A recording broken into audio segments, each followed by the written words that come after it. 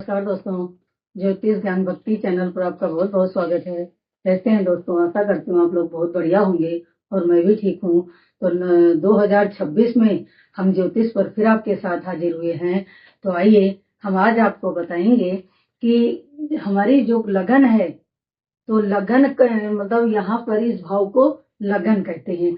तो लगन क्या होती है? जिस समय जातक का जन्म होता है, तो जन्म के समय पर इस भाव में जो राशि बनी होती है वो लगन की राशि कहलाती होती है, और उसका स्वामी जो होता है वो लग्नेश कहलाता है। और चंद्रमा जिस राशि पर बैठा होता है उस राशि का स्वामी, नाम राशि से उसका नामकरण किया जाता है, राशि का स्वामी होता है। जिस राशि पर चंद्रमा बैठा है वो राशि का स्वामी होता है। और जो यहाँ पर राशि है और कोई ग्रह बैठा हुआ है और ग्रह नहीं भी बैठा हुआ है, तो इस राशि यहाँ पर इस भाव में जो राशि होगी उसका स्वामी लग्नेश कहलाता है। तो आज हम लग्नेश के बारे में बताएंगे कि लग्नेश ये कैसा है, तो व्यक्ति के जीवन में क्या क्या देता है और व्यक्ति क्या करता है। लग्नेश का व्यक्ति के जीवन पर बहुत बड़ा प्रभाव पड़ता है। तो लग्नेश कैसा है, तो हमने बताएंगे कि मेष और वृश्चिक राशि दो भावों का स्वामी मंगल होता है। तो लगन मेष या वृश्चिक राशि अगर लगन में है तो लग्नेश मंगल होगा। यदि तुला या वृष राशि है तो इसका स्वामी शुक्र होगा। और अगर मिथुन या कन्या राशि यहाँ पर है तो इसका स्वामी बुध होगा। कर्क राशि है तो इसका स्वामी चंद्रमा होगा। सिंह राशि है तो इसका स्वामी सूर्य होगा। और अगर धनु या मीन राशि है तो उसका स्वामी गुरु होगा। और अगर मकर या कुंभ राशि है तो उसका स्वामी शनि होगा। तो 7 ग्रह जो है उनको कुंडली में जो है लग्नेश की भूमिका देनी पड़ती है कि 7 ग्रह कुंडली में अपना लग्नेश का स्थान ग्रहण करते हैं। और राहु केतु सिर्फ प्रभाव डालते हैं, उनको किसी राशियों पर कोई विशेष स्थान नहीं दिया गया है। सिर्फ वो कुंडली में बैठकर व्यक्ति को प्रभावित करते रहते हैं, जातक की कुंडली को दिशा मार्ग जो है भ्रमित करते हैं। तो अब लग्नेश के बारे में बताएंगे। तो दोस्तों यहाँ पर मेष राशि हो या वृश्चिक राशि हो, उसका स्वामी मंगल होता है, तो वो लग्नेश कहलाता है। तो लग्नेश अगर प्रथम भाव में है, इसमें से कोई भी राशि अगर है, अपनी अपनी जन्म कुंडली देखिएगा कि यहाँ पर कौन सी राशि है और उसका स्वामी लग्नेश होगा। तो कोई भी राशि हो, कि आज हम लग्नेश के विषय में आपको बताएंगे कि लग्नेश अगर लगन में है तो व्यक्ति कैसा होगा। लग्नेश यदि लगन में है तो धन संपत्ति से युक्त, प्रसिद्धि और अच्छी दीर्घायु, मतलब दीर्घायु व्यक्ति होता है और उसमें निर्णय लेने की क्षमता अधिक होती है और वो जीवन में अत्यधिक सफलताएं प्राप्त करता है।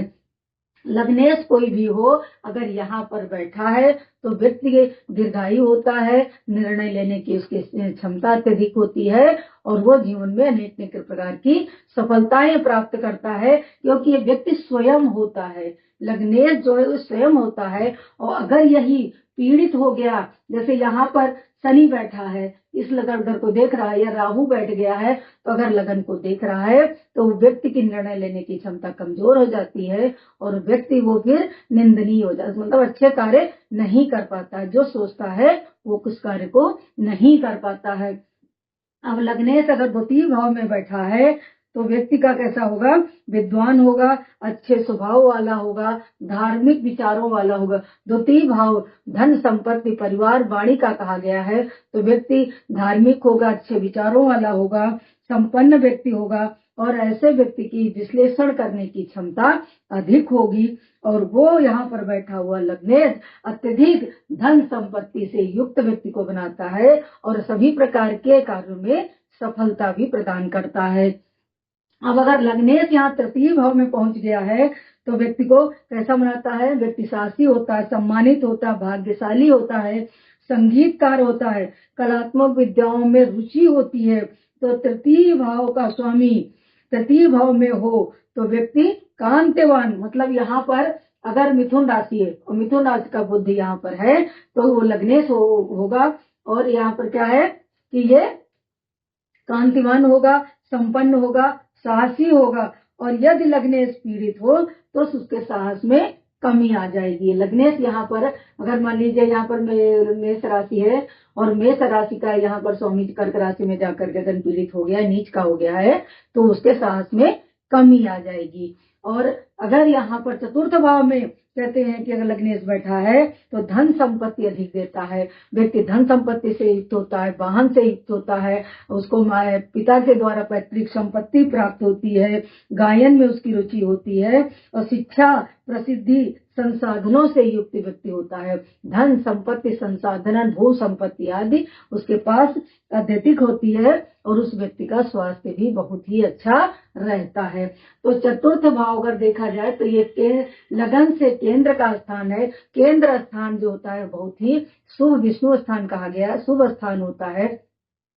तो यहाँ पर लग्नेश बैठा है तो बहुत अच्छी व्यक्ति के जीवन में तरक्की देता है और जो सोचता है उस कार्य को उसको प्रसिद्धि और पूर्ण प्राप्ति होती है। इसके बाद कहते हैं लग्नेश पंचम में भाव बैठा हुआ है तो व्यक्ति सदैव जो है अच्छे अच्छे कार्य करता रहता है। सदैव त्रिकोण का स्थान माना गया है। लगन से ये पंचम है तो त्रिकोण का स्थान माना गया है। बुद्धि अच्छी होगी, विवेक अच्छा होगा और उसका परिवार का साथ अच्छा मिलेगा। लग्नेश पंचम में भी हो तो प्रसिद्धि और कलात्मक क्षमता प्रदान करता है। वो मतलब अपनी विद्याओं के द्वारा अनेक जो है कलात्मक गुण उसमें उत्पन्न होते हैं और नई नई कार्य वो करता रहता है।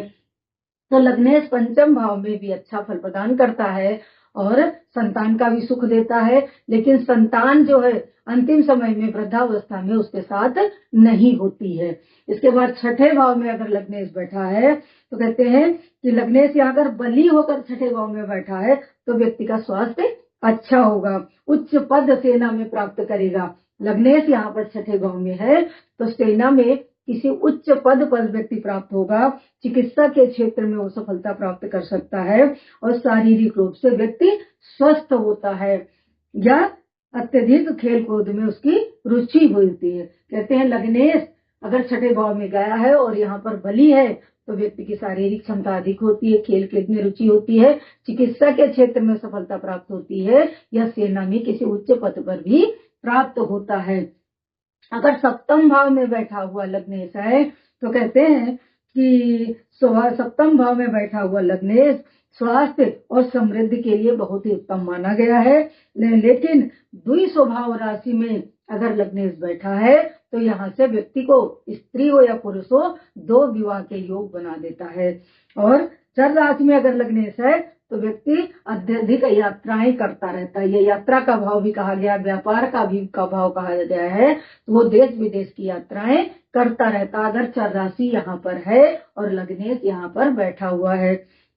अब कहते हैं अष्टम भाव में लग्नेश है तो लग्नेश इस भाव में बली होकर बैठा है तो व्यक्ति धार्मिक विचारों वाला होगा। अष्टम भाव मोक्ष का भाव कहा गया है तो यहाँ पर यदि लग्नेश है तो अगर पाप ग्रहों से स्थित नहीं है तो रिसर्च कराएगा, अध्यात्म की ओर ले जाएगा और धर्म कार्य कराएगा। लेकिन अगर यहाँ पर पीड़ित होगा तो व्यक्ति का स्वास्थ्य खराब होगा, असाध्य रोग देगा, व्यक्ति धूर्त और जुआरी भी हो सकता है। वो मतलब बुरे कार्यों में लिप्त होगा। अगर लग्नेश यहाँ पर बैठा है, पाप ग्रहों से दृष्ट है या पाप ग्रहों से युक्त है तो व्यक्ति गलत कार्यों में लिप्त रहेगा। अब नवम भाव में अगर लग्नेश बैठा है तो नवम भाव धर्म का भाव कहा गया है। मोक्ष पंचम से नवम अति उत्तम स्थान बताया गया है। ये केंद्र से त्रिकोण का स्थान है, लगन से केंद्र और त्रिकोण का स्थान ये माना गया है। तो यहाँ पर बैठा हुआ लग्नेश धर्म कर्म कराता है और बुद्धिमान होता है, भाग्यवान होता है, धनवान व्यक्ति होता है।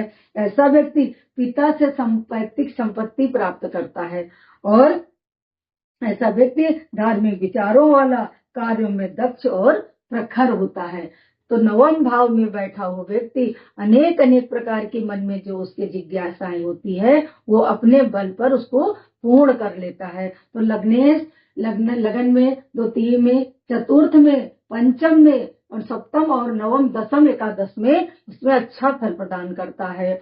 अब दसम भाव में बैठा है, दसम भाव कर्म क्षेत्र का भाव कहा गया है।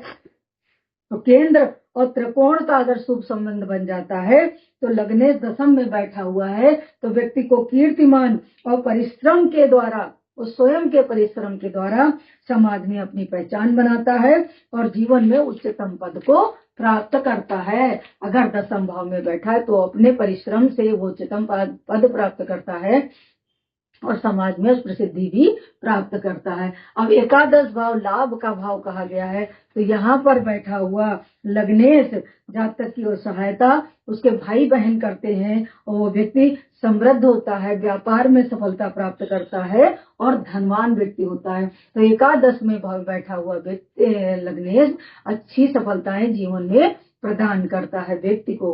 और अगर द्वादश भाव में बैठा हुआ है तो द्वादश भाव मोक्ष मतलब अंतिम भाव कहा गया है, जो इसमें व्यय का स्थान कहा गया है। यहाँ पर बैठा हुआ लग्नेश अच्छा फल प्रदान नहीं करता है, व्यक्ति का स्वास्थ्य खराब रहता है, विदेश में जाकर के वो सेटल होता है और वहां से चिकित्सा के क्षेत्र में या स्वयं चिकित्सक बन करके डॉक्टर बन करके धन कमाता है और वहीं पर सेटल होता है। लेकिन अगर लग्नेश यहाँ पर पीड़ित हो गया, किसी दृष्टि से पीड़ित हो गया, तो व्यक्ति को असाध्य रोग दे देता है, जीवन भर उसके रोग उसका पीछा नहीं छोड़ते हैं और वो डॉक्टर या अस्पताल के चक्कर ही लगाता रहता है। अगर बली है तो वो स्वयं व्यक्ति चिकित्सक होता है और दूसरों का इलाज करता रहता है या विदेश में भी रहकर वो धन कमाता है। दोस्तों, मैंने लग्नेश का 12 भाव में प्रभाव बताया है। अब अगली वीडियो में बताऊंगी कि जो ग्रहों की दृष्टियां हैं वो इन भावों पर क्या प्रभाव डालती हैं। तो यदि आप ज्योतिष सीखना चाहते हैं तो मेरे साथ जुड़िए